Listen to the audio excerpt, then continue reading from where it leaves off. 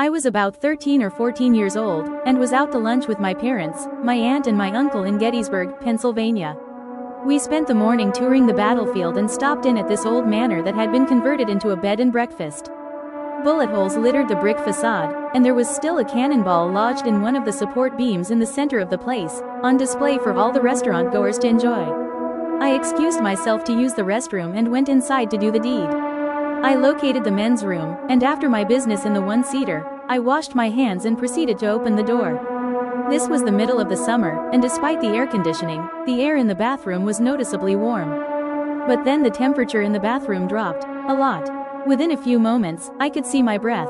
I tried to open the door, and it wouldn't budge.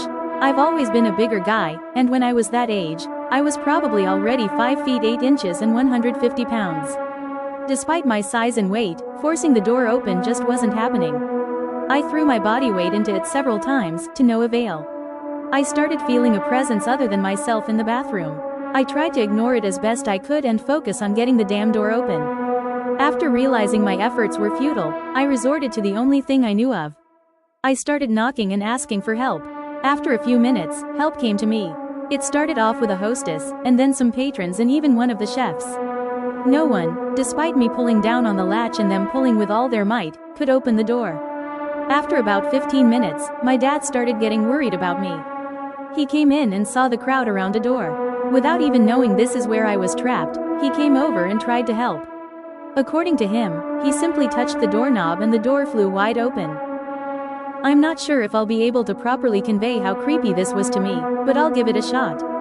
I grew up in a suburb called Eltham in the outskirts of Melbourne, Australia in the early to mid-70s. Ours was one of the first houses in our area, and backing on our property was a nature reserve. A creek ran through the reserve, and on the other side of it was the main township of Eltham, shops, a railway station, and also a distant farm. So, our house was on one side of kind of a valley, the nature reserve was in the middle, and the main suburban area was on the other side of the valley. Two things about it were creepy. First, there was a very weird electrical hum that came from somewhere in the reserve that was only barely audible on a few days, almost like a factory or a power station. My sisters and I used to go on expeditions in the reserve to try to find it, and creeped each other out with wild stories of what it could be, but we never found anything. The other weird thing was that the valley made things echo in a really odd way, particularly the noises from the farm. There's a scene from The Silence of the Lambs, actually where the title comes from, where Clarice is explaining the awful sounds the lambs made as they were being slaughtered. It was only after I saw this that I realized these would have been some of those sounds, but the echoing over the valley made it sound even weirder. So where am I going with this? Many years later, I'm listening to the new, at the time, Radiohead CD, and I come to this little number. Something about the 4 tones that start at 0:15 send a chill down my spine, and I realize that the second 2 chords sound just like the electrical hum in the woods.